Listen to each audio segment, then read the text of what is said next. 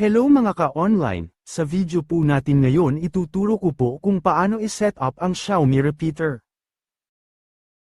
Pero bago ko po sisimulan ito mangyaring mag-subscribe ka po sa channel na ito dahil lagi akong nag-a-upload ng mga informative video gaya nito.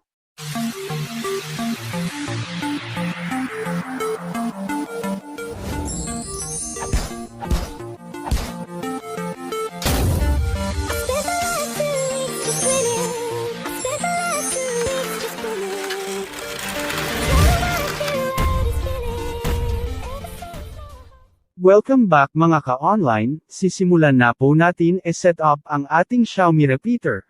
Panoorin niyo po ito ng maayos mula simula hanggang dulo para makuha mo kung paano ito gagawin.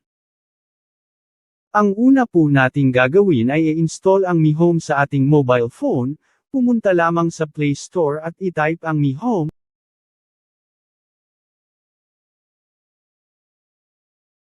Makikita ang icon na ito, pindutin ang install. Dahil mayroon na ako nito kaya bubuksan ko na lamang ito. Pindutin ang agree matapos mo mag-read and agree user agreement and privacy policy. Next naman ay piliin ang region, halimbawa po ako ay nasa Pilipinas, kaya Philippines ang pipiliin ko, din pindutin ang OK.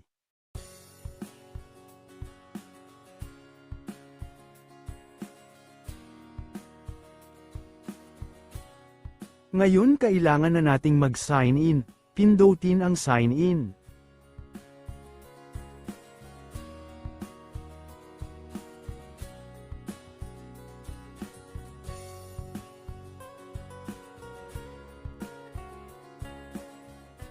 Kapag okay na, allow Mi Home to access this device location, pindutin ang allow only while using the app.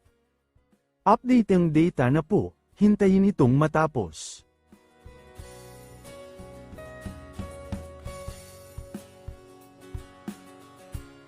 No device yet. Kailangan muna nating i-add dito ang ating device, tingnan ang plus sign sa bandang kanan sa itaas, pindutin ito at piliin ang add device. I-on po natin ang Bluetooth para makita po natin ang mga nandito sa ibaba.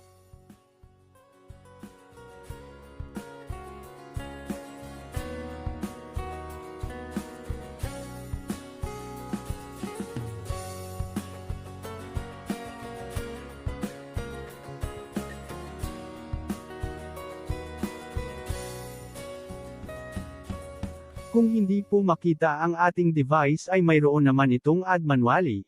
Sa akin po gagamitin ko itong scan code to add, makikita po natin ang code na ito sa ating manual, kunin lamang ang manual at scan ang code nito. Pindutin ang allow to allow Mi Home to take pictures and record video.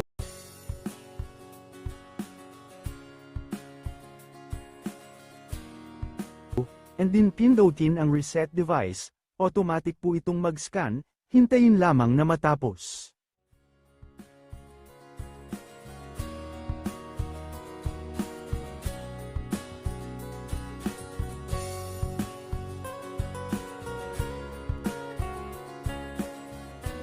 Select correct network. Ang network na pipiliin ko dito ay ang mismong Wi-Fi na kailangan kong i-repeat. Ang gagamitin ko po ay ang ng ES kasi mahina po ito at halos po hindi makaabot dito sa silid ko, kaya po bumili ako nitong repeater. E-enter naman natin dito ang password ng Wi-Fi, kapag okay na automatic na itong mag-connect sa Wi-Fi, hintayin lamang na matapos.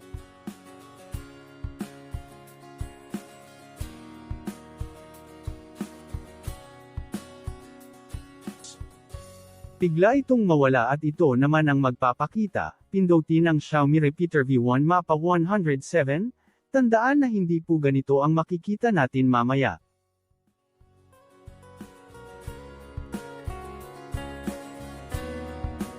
Hintayin na matapos.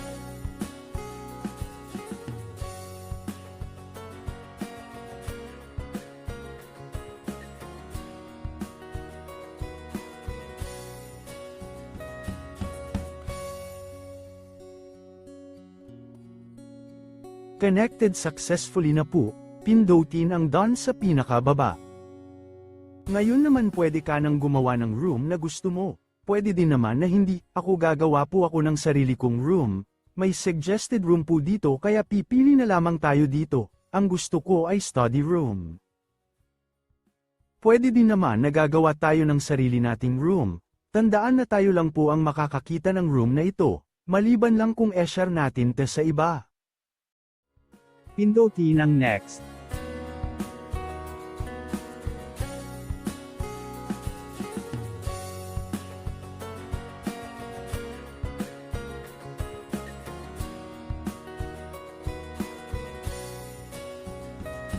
Ito po ang name na makikita natin, pwede natin itong baguhin, halimbawa po gagawin kong ZYM Extender, din pindutin ang next.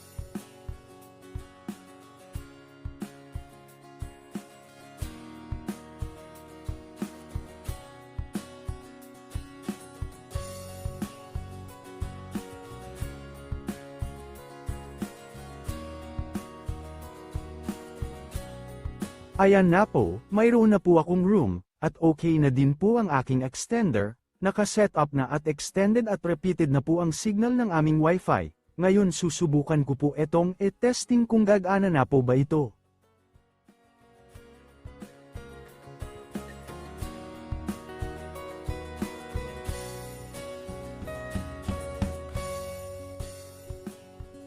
Tandaan na ang pangalan ng Wi-Fi ay tulad din ng pangalan ng network na dinagdag ko kanina kaya lang ito ay nadagdagan ng plus.